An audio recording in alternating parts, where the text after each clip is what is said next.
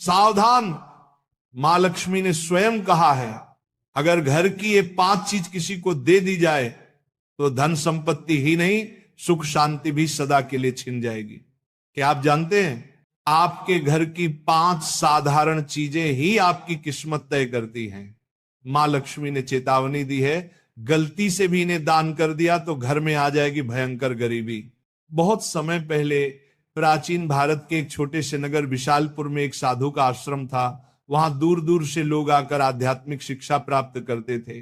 नगरवासी साधु को आचार्य देव कहते थे, क्योंकि वे केवल भिक्षा लेकर जीवन व्यतीत नहीं करते थे, बल्कि लोगों को सही जीवन जीने की राह भी दिखाते थे।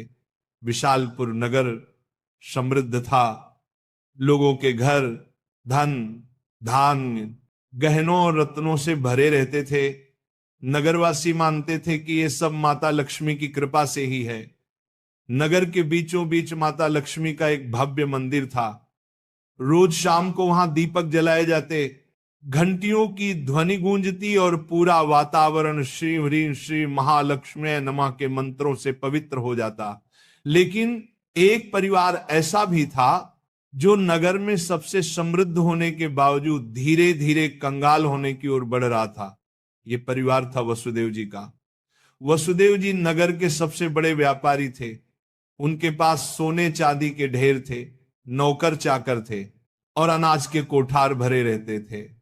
फिर भी कुछ वर्षों के भीतर उनका घर वीरान होने लगा। धन की जगह कर्ज बढ़ने लगा, नौकर छोड़कर जाने लगे और घर में अशांति फैल गई।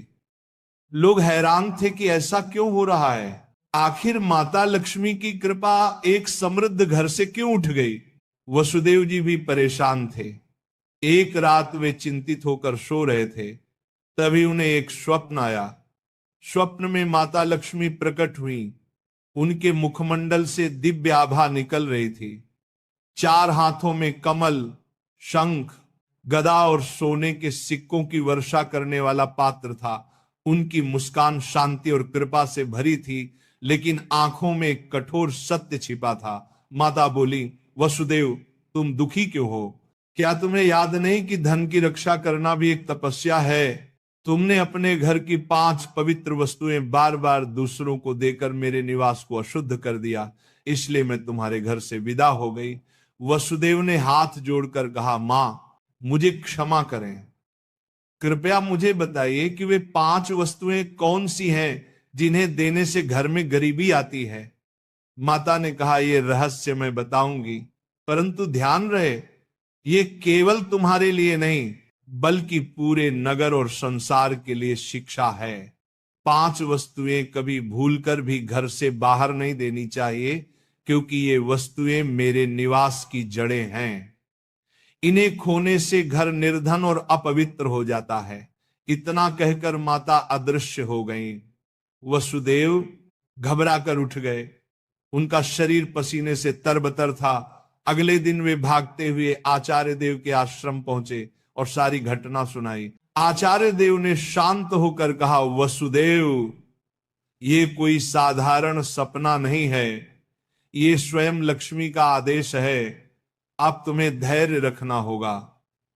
माता लक्ष्मी ने जो 5 रहस्य बताए हैं उन्हें समझने के लिए तुम्हें एक आध्यात्मिक यात्रा करनी होगी, तभी तुम्हें सच्चा उत्तर मिलेगा। और इस प्रकार यात्रा शुरू हुई।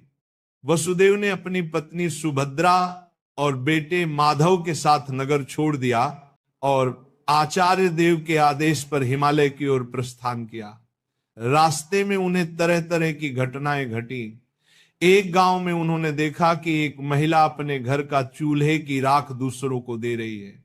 वसुदेव को तुरंत माता लक्ष्मी की बात याद आई। क्या राख की भी उनमें से एक वस्तु है? उन्होंने महिला से पूछा, बहन तुम ये राख क्यों बांट रही हो? महिला ने कहा, महाराज लोग मानते हैं कि राख खेत में डालने से फसल अच्छी होती है। वसुदेव ने सोचा, लेकिन यही तो गलती है।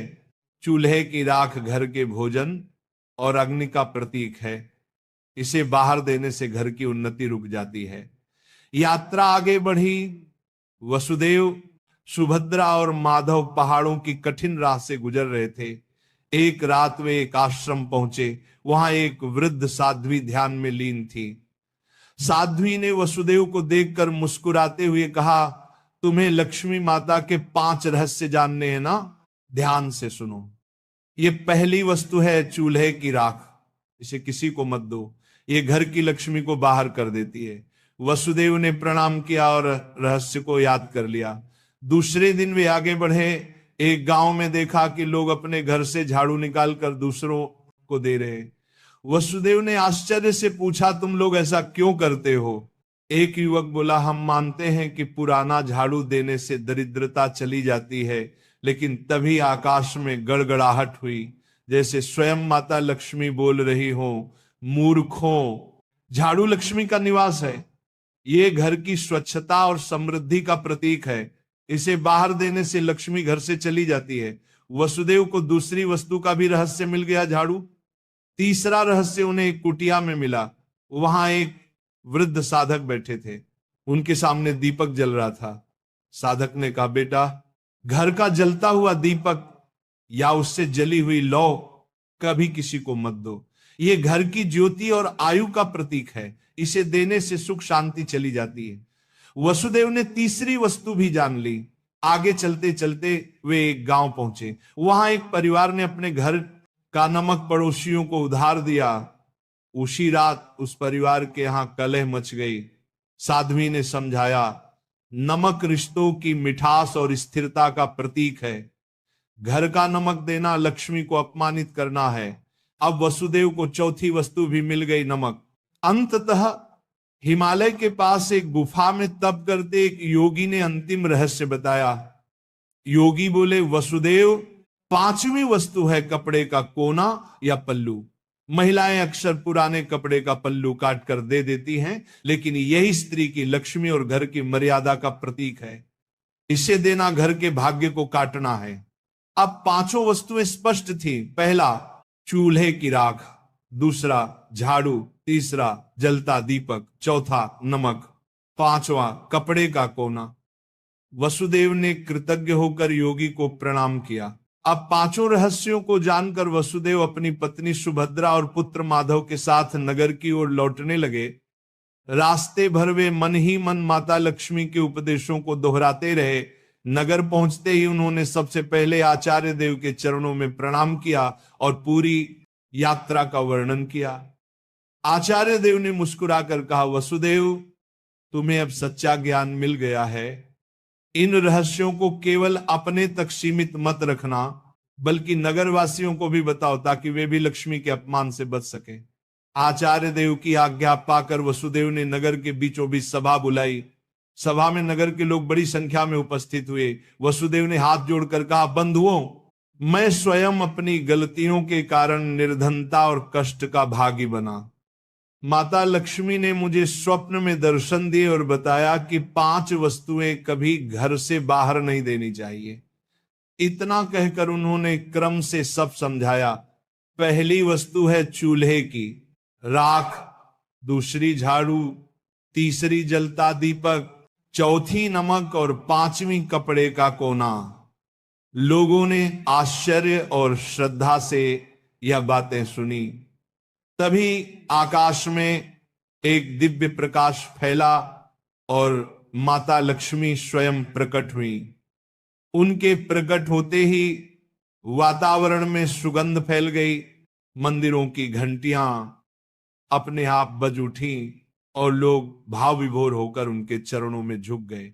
माता बोली, वसुदेव ने जो कहा वह सत्य है।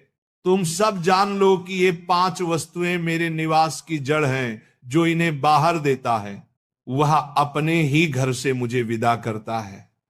ये कहते ही माता ने वसुदेव के घर की ओर हाथ उठाया और देखते ही देखते उनके घर में फिर से समृद्धि लौट आई। कोठार भर गए, नौकर लौट आए और पूरे घर में शांति का वास हो गया। नगर के लोग ये चमत्कार देखकर स्तब्ध रह गए और माता लक्ष्मी के जयकारे करने लगे। नगर में अब यह शिक्षा फैल गई कि कोई भी व्यक्ति घर की 5 वस्तुएं बाहर न दे। लोग अपने घरों में सावधानी रखने लगे। पहले जो लोग अंधविश्वास में पड़कर झाड़ू, राख, नमक या दीपक दूसरों को दे देते थे, उन्होंने ये सब बंद कर दिया। नगर में धीरे धीरे हर घर में समृद्धि लौटने लगी। लोग समझ गए कि लक्ष्मी केवल सोने, चांदी या धन में ही नहीं, बल्कि घर की पवित्रता, भोजन, स्वच्छता और मर्यादा में भी रहती है। वसुदेव अब नगर में आदर्श बन गए। वे धनवान तो थे ही, पर अब उन्होंने अपने धन को धर्म और सेवा में लगाना शुरू किया। उन्होंने गरीबों के लिए अन्न क्षेत्र बनवाया, परंतु घर की 5 वस्तुएं देने से हमेशा इनकार करते। जो भी उनसे ये चीजें मांगता वह विनम्रता से कह देते, भाई ये माता लक्ष्मी की मर्यादा है, इन्हें देने से मेरे ही नहीं तुम्हारे घर की भी समृद्धि घट जाएगी। लोगों ने भी इस शिक्षा को हृदय से स्वीकार कर लिया। समय बीतने पर नगर विशालपुर दूर दूर तक प्रसिद्ध हुआ कि वहां न तो कोई निर्धन रहता है और न ही किसी के घर में कलह होती है। ये सब केवल माता लक्ष्मी की शिक्षा का परिणाम था। माता लक्ष्मी समय समय पर नगर में आकर वसुदेव को आशीर्वाद देती और नगरवासियों को याद दिलाती कि लक्ष्मी केवल धन की देवी नहीं, बल्कि संतुलन, संयम और मर्यादा की शक्ति है। अंततः वसुदेव के जीवन की सबसे बड़ी सीख यही बनी कि लक्ष्मी की कृपा केवल मेहनत से ही नहीं, बल्कि मर्यादा के पालन से भी प्राप्त होती है। माता लक्ष्मी केवल धन संपत्ति की देवी नहीं, बल्कि वे पवित्रता, मर्यादा और संतुलन की शक्ति है। घर की समृद्धि बनाए रखने के लिए मेहनत और सदाचार के साथ साथ मर्यादा का पालन भी आवश्यक है। चूल्हे की राख, झाड़ू, जलता दीपक, नमक और कपड़े का कोना, ये 5 चीजें लक्ष्मी का निवास मानी जाती हैं। इन्हें घर से बाहर देने का अर्थ है लक्ष्मी को स्वयं विदा करना।